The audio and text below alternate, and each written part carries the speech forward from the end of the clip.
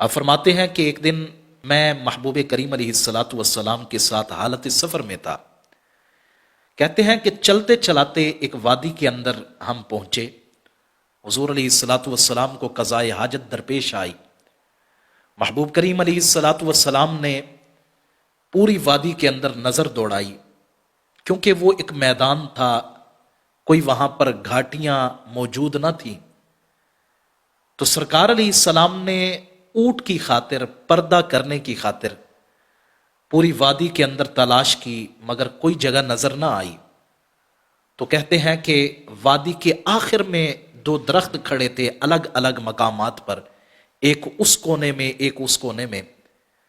تو جناب جابر کہتے ہیں کہ محبوب کریم علیہ السلام نے جب ان درختوں کو دیکھا تو آقا کریم علیہ الصلاۃ والسلام اس درخت کی طرف چل پڑے، جا کے ایک درخت کی شاخ کو، اس کی ٹہنی کو پکڑا، اور پکڑ کے سرکار علیہ الصلاۃ والسلام نے اس درخت سے کلام کیا۔ اس درخت سے خطاب کر کے سرکار علیہ السلام نے فرمایا کہ اے درخت، انقادی علی باذن اللہ تعالی، اللہ کے حکم سے میری اتباع کر۔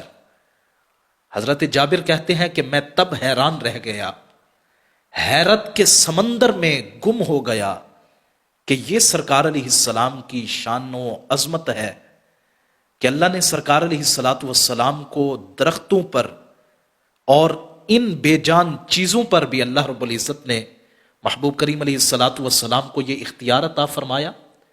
کہتے ہیں میں دیکھتے ہی حیرت میں پڑ گیا کہ وہ درخت محبوب کریم علیہ السلام کے ساتھ یوں چلا کہ فنقادت معہ کالبعیر المغشوش الذی یصانع قائدا، جیسے وہ ایک اونٹ اپنے اس مالک کے ساتھ چلا کرتا ہے کہ جس طرح کسی مالک نے اونٹ کو نکیل ڈالی ہو، کہتے ہیں وہ درخت بھی ویسے سرکار کے ساتھ چلا۔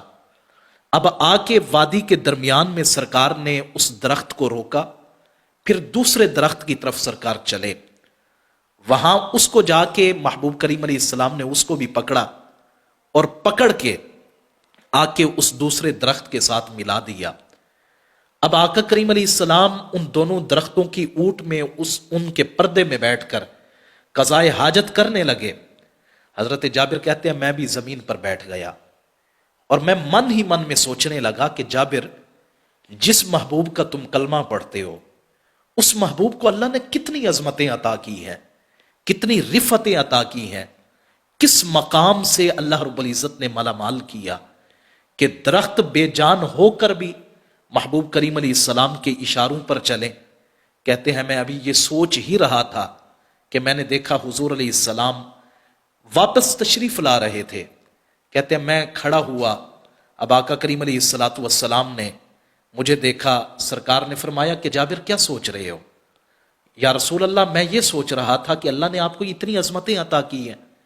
کہتے ہیں کہ میں نے آقا کریم علیہ الصلاۃ والسلام سے عرض کی کہ یا رسول اللہ آپ یہاں پر رکیں، میں ذرا آگے سے ہو کے آتا ہوں۔ کہتے ہیں میں نے اب دیکھا حضور علیہ السلام نے اشارہ فرمایا، وہ دونوں درخت جن کو پہلے سرکار پکڑ کے لائے تھے، اب سرکار کے اشارے پر دونوں اپنی اپنی جگہ سے چلے۔